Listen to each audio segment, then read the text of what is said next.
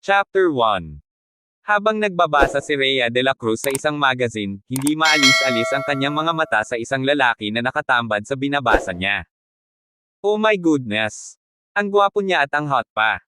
Bulalas niya sa kanyang sarili. Patukoy kay Hugh Jackman ang Hollywood actor na sikat sa movies, The Deadpool. Nakatingin si Anya, ang kanyang best friend sa magazine. Kasalukuyan silang nasa condo unit nito at nagre-relax. What did you say? Gwapo at hot. Nakangising ulit nito. Parang tatay mo na yan, no? Tingnan mo nga halos puro uban na ang ulo. Kaya siguro sikat na yang tao na yan kasi walang ibang inaatupag kundi magpayaman Mahabang litanya nito. Inismiran niya ito. Sobra ka naman kung makapagsabi na parang tatay ko na. And just because he's old doesn't mean he can't be a good looking. Natawa ito. Whatever. Take a good look at him, he's handsome. Diba? Very elegant. Patuloy niyang papuri habang pilit na ipinapakita kay Anya ang pahina ng magazine. Saan ka pa makakahanap ng ganyan kapogi at macho dito sa lugar natin? Inirolyo nito ang mga mata. May gulay naman, Rhea. Para mo na ring sinabi na pwede kang ma-in-love kay Vic Soto. Hindi mo ba naisip na mas matanda yan sa atin ng mga 16 years? Diyos me naman, sister. That's just a couple of year. A couple. Nakangusong sabi nito. Inday, tandaan mo. Noong ipinanganak ka, binatilyo na iyan. Postahan ako, noong unang natanggal ang ngipin mo, he has many girlfriends at marami na yang experience. Iyon ba ang tinatawag mo na couple of year? Wika ni Anya kay Rhea. Nagkibit balikat siya. Hindi naman basehan ang edad, anyway. No. It's not. Giit nito. Mas nauna pa rin siya dumating sa mundo ng ilang taon bago ka girl. That's why mas marami na siyang karanasan kaysa sayo, gets mo? Tinitigan ni Anya si Rhea ng seryoso bago ito nagpatuloy sa pagsasalita. Alam mo Rhea, kaya ka nagkakaganyan kasi broken-hearted ka lang Bumantong hininga si Rhea, inihilig ang ulo sa sandalan at tumingin sa kisame. Hindi naman siya broken-hearted. Naka-move on na siya sa breakup ng boyfriend niya 3 months ago. Hindi nga niya ramdam na masasaktan siya dahil inaasahan na niya iyon. Naging matabang na ang kanilang 6 years relationship dahil wala na silang time sa kanilang sarili at pareho na silang busy. She was too busy working as a supervisor to Cognotic Company. Samantalang ang dating ex-boyfriend na si Gellard, masyado din itong busy at very erratic ang schedule nito bilang isang sikat na team leader. At hindi na sila nagkikita sa isa't isa. Kumbaga, their relationship just ran its course and died a natural death. Kapag ay muli niyang hinarap ang kaibigan, na naghihintay ng sagot. Fine, alam ko naman na tigang nga ang love life ko ngayon. Siguro sawa na rin ako sa mga lalaking kaedad natin. Biruin mo nga naman high school pa lang minamalas na ako about sa mga ganyang bagay. At sa puntong iyon, bumalik siya sa mga nakaraan niya noong high school pa lamang siya at mismo pa sa debut niya. Habang nakaupo si Rhea sa table at masayang kausap ang mga kaklase naiinip na siya sa kakaintay sa kanyang boyfriend na si Antonio Santiago. Nagpaalam lang kasi ito na maninigarilyo lang sa labas pero halos 20 minutes na ang nakalipas hindi pa rin ito bumabalik. Hindi man lang niya makita ni Anino nito kahit saan. Kanina pa siya patingin-tingin sa paligid dahil mag-umpisa na ang party at nag-parents welcome speech ay wala pa rin siya. Nasaan na ba kasi iyon? Kanina pa iyon umalis ang tagal naman niya. Baka naman inubos niya ang isang kaha kaya natagalan. Pabulong na mocktail niya sa kanyang sarili. She was still beginning to feel like a loser. At mas lalo pa siyang naiinis dahil pakiramdam niya iniwan na lang siya basta-basta ni Antonio sa ere. Ang ganda ng usapan nila saglit lang ito at mag-uumpisa na nga ang party. Pakiramdam tuloy ni Rhea parang ang pangit-pangit niyang babae, parang gusto na ni Rhea umiyak dahil sa mga nangyari. Ang sabi naman ng best friend niya na si Anya maganda naman daw si Rhea kaya lang kulang lang sa pag-aayos sa sarili. Kaya naisip tuloy niya na baka ipinagpalit na siya sa iba. Bukod pa doon kailangan niya din gumamit ng salamin dahil malabo na ang kanyang mga mata. Yes. She was contact lenses, pero ngayong gabi parang hindi sumang-ayon ang panahon sa kanya kaya napilitan siyang magsuot ng salamin. She already felt like a old lady. Mas lalo siyang na-disappointed dahil sa sinabi ni Antonio. Bakit ka nakasalamin Rhea? Sayang naman ang gown mo, hindi bagay sa'yo. Nagmukha kang old woman sa ore mo ngayon. Siyempre masama ang loob niya sa sinabi nito. At wala na siyang magagawa doon kung iyon na ang tingin ni Antonio sa kanya. But then again, they having been the problems the past few months. At palagi na lang sila nagbabangayan. Maliit na problema dinadaan sa away. Pero nagkakabati naman sila kaagad. Marami nga ang nagtataka kung bakit sila ang nagkatuluyan, samantalang si Antonio was happy-go-lucky at walang pakialam kung papasa ba ang mga grades niya. Samantalang siya, nakatuon sa kanyang pag-aaral at palagi pa siyang kabilang sa top 10. Kaya tuloy hindi nila maiwasan na pagtsismisan sila ng ibang estudyante na hindi sila bagay sa isa't isa. Pero hindi na lang niya iyon iniintindi ang chismis ng iba basta ang importante mahal siya ni Antonio. Hindi pa rin ba bumabalik ang boyfriend mo, Rhea? Kanina pa yun umalis bakit ang tagal naman niyang mag-UC? Nag-umpisa na ang party tapos until now ay wala pa rin siya. Napapitlag siya nang may nagsalita sa harapan niya at boses iyon ni Anya, na hindi niya na malayang lumapit sa mesa at ang date nitong si Roger. Umiling lamang siya. Hindi na siya nagsalita at baka hindi niya mapigilan ang kanyang nararamdaman at maiyak pa siya. Hindi niya maintindihan pero ngayon lang niya na-realize na parang awang-awa siya sa kanyang sarili. If you want, si Roger na lang muna ang first dance mo, total wala naman ang boyfriend mo eh. Hihihi. Alok nito na may halong biro. Umiling lamang ulit si Rhea. The last thing she wanted was pity. At isa pa, nakakahiya kay Roger dahil halatang halata na hindi ito komportable sa suhestyon ni Anya. Napalunok siya sa kanyang sariling laway at sinabi sa dalawa. Di bale, you guys have fun. Magbabathroom na lang muna ako. Are you sure? Nag-aalalang tanong ni Anya kay Rhea habang nakapatong ang kamay sa kanyang balikat. Of course, I'm okay. At isa pa, party ko ngayong gabi, kaya okay na okay ako guys. Ani Rhea, tumayo siya at nagmamadaling naglakad papasok sa loob ng kanilang bahay. Akala niya maging perfect na ang kanyang birthday party, nang dahil lang kay Antonio parang nawala na siya ng gana. But whoever organized the place, maganda ang kinalalabasan nito. There was lace and tulle to drape a ceiling at maraming mga bulaklak. Romantiko sana if only. Pero kahit gaano pa kaganda at karomantiko ang pag-aayos ng kanyang party pero sa kay Antonio nakatuon palagi ang kanyang isipan. Kaya pinunasan niya ang kanyang luha sa mga mata at tumayo. Naisipan niyang lumabas at magpahangin at baka sakali din makita niya si Antonio sa labas. Habang palakad-lakad siya sa likod ng kanilang bakuran at medyo may kadiliman na doon. Where the hell was he? Naroon ang mga hilera ng mga bulaklak kung saan doon palaging nakatambay kung wala siyang pasok dahil pinalagyan naman ito ng kanyang ama ng mga upuan. Masarap kasi tumambay doon dahil maliban sa maaliwalas na at maangin pa. Baka naroon ito at nagyuyusi si Antonio. Hindi masyadong maliwanag doon kaya naghintay muna siyang mag-adjust ang mga mata sa liwanag. Bukod tanging tumatanglaw sa paligid ay ang ilaw mula sa isang maliit na poste at sa malayo ang buwan. Iginala niya ang kanyang paningin at tumigil iyon sa dalawang figure na nakita niya. Magkayakap ang dalawang tao. At hindi siya nagkakamali ang boyfriend niya na si Antonio iyon at ang kaklase nila na si Celeste. Biglang lumakas ang tibok ng dibdib niya at hindi malaman ni Rhea kung ano ang gagawin niya. At mismo pa talaga sa birthday party niya nangyari at sa tahanan pa talaga niya. At ang kapal talaga ng mukha, parang hindi lang sila apektado sa kanilang ginagawa.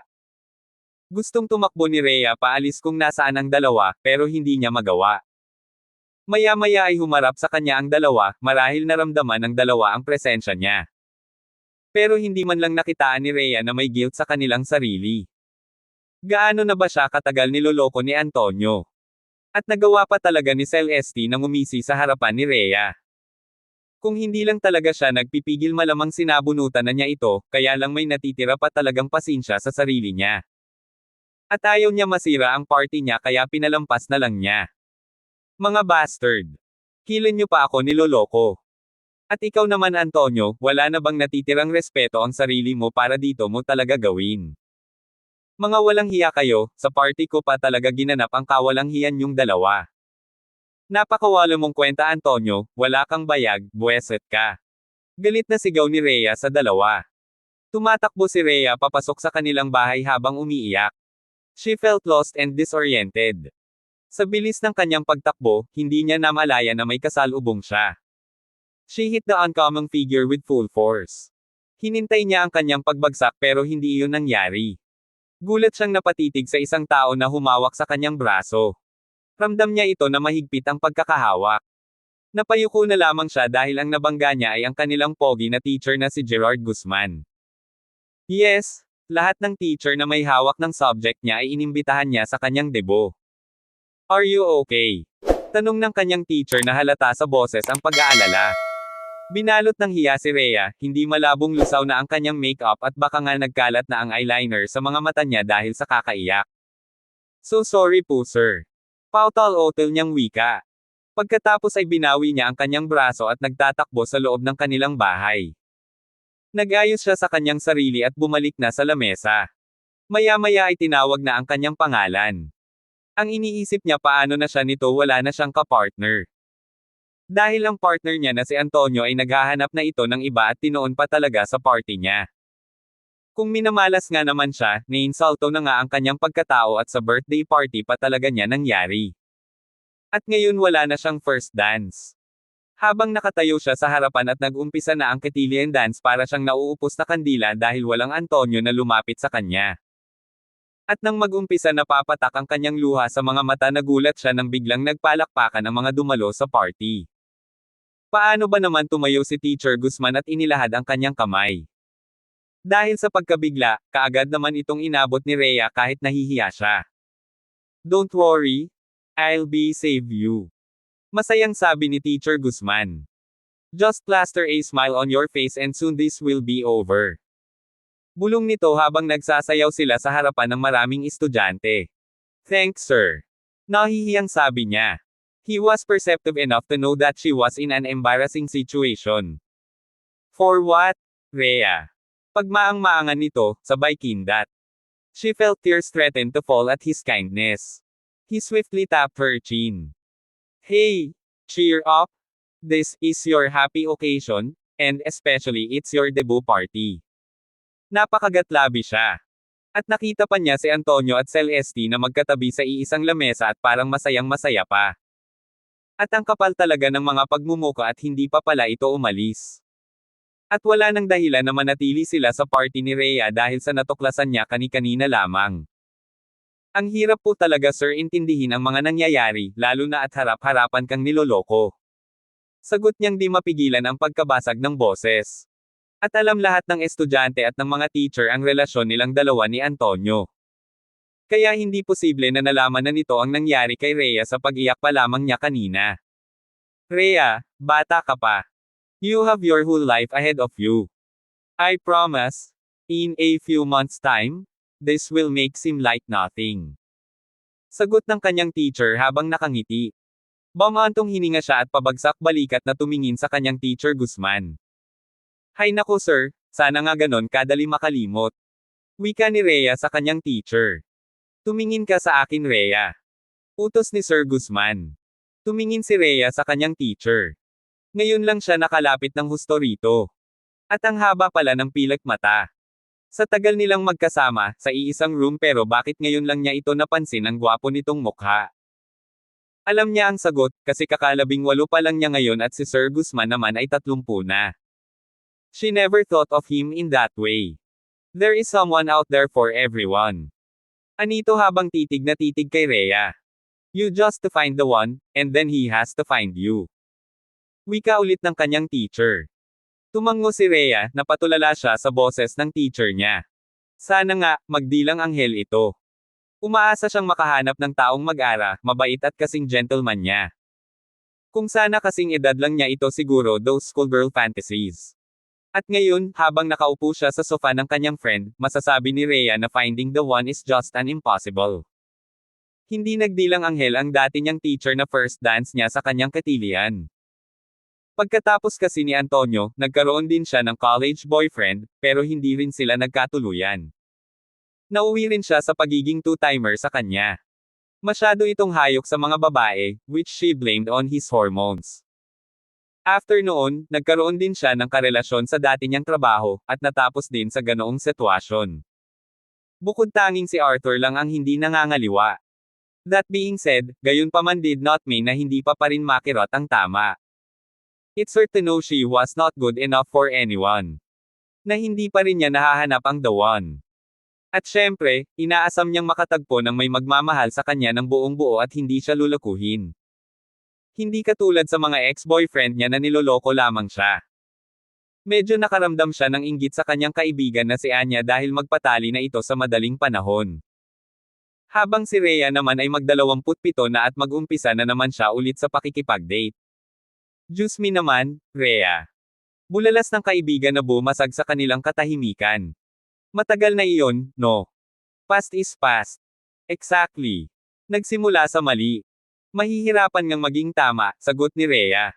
You make your own destiny, darling. I know. Nakangiting sabi niya. Pero, hindi kaya ako may diferensya. Malungkot na sabi ni Rhea. Ano ka ba? You're beautiful. If I'm so beautiful, bakit hindi pa rin nakikita ang pag-excess ko, Anya? Bulag lang kasi sila. Bulalas nito. Promise ako may problema. Okay, fine. Ikaw na ang may diferensya para matigil ka na. Wika ni Anya. Pangit ang taste mo sa mga lalaki kaya hanggang ngayon wala ka paring jowa best friend. Wika ulit ni Anya kay Rhea. Kaya simula ngayon, Anya, maghahanap na lang ako ng matanda. At lahat ng mga bata itsapwera ko na, dahil mga manluloko at mga pervert pa. Or di kaya tapos na ako sa mga lalaki. Malungkot na sagot ni Rhea sa kanyang kaibigan. Napangisi naman ang kanyang kaibigan dahil sa sinabi nito. Nasasabi mo lang yan this time kasi wala ka pang napupuswan, or sabihin na lang natin na hindi mo pa natagpuan ang true love mo. Tingnan mo ako, very happy sa my love kong si Roger. Pero parang hindi na niya inintindi ang sinabi ng kaibigan niya. Ang nasa isip niya siguro mas maganda nga na matanda ang mahalin niya. Mas mabuti nga siguro ang may edad na, mas mature at secure ka pa at higit sa lahat stable at hindi ka sasaktan. At biglang sumagi sa isip niya ang dati niyang teacher na si Sir Guzman.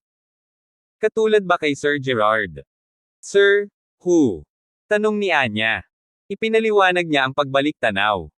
Pero ang kaibigan niya tumawa lang ito. Diyos me, Rhea. Ang tanda na ng teacher mo na iyon. Kung hindi ako nagkakamali mahigit 12 years ang tanda nun sa atin. At malamang puro uba na ang buhok nun at higit sa lahat baka nga nagkakaapo na iyon eh. Mahabang wika ni Anya habang natatawa. Pero tahimik lang si Rhea at seryoso na nakatingin sa kanyang kaibigan. Although hindi nga nag-cross ang landas nila ni Sir Guzman hanggang sa nakatapos siya ng high school. Mataas pa rin ang respeto niya dito. Hindi niya makakalimutan ang kabaitan nito noong debut niya na iniwan siya sa ere ng ex-boyfriend niya na si Antonio. Makikita mo, Anya, pagdating ng 10 years reunion natin, pogi pa rin iyon si Sir Gerard. Kahit may edad na iyon pero gwapo pa din iyon, kaya lang. Hindi na natapos ni Rhea ang sasabihin dahil pinutol na ito ni Anya. Kaya lang, baka may sarili ng pamilya. Biglang nalungkot ang mukha ni Rhea habang nakatingin sa kanyang kaibigan. Malamang Rhea, may sarili na talagang pamilya iyon kaya kalimutan mo na si Sir Gerard, no? Hindi na ito sinagot ni Rhea dahil ang isip niya ay ang dati nitong teacher. Nag-alala siya dito dahil noong after nilang nag-graduate pumunta sila ni Anya sa school wala na si Sir Gerard doon. Kaya labis siyang nalungkot dahil sa nangyari. Kung nasaan man ang teacher niya ngayon sana masaya ito. Dahil naging mabait naman talaga ito sa kanya dati. Kung maalala lang niya kung paano siya nito tinulungan noong time na bagsak siya. Kaya laking pasalamat niya dito.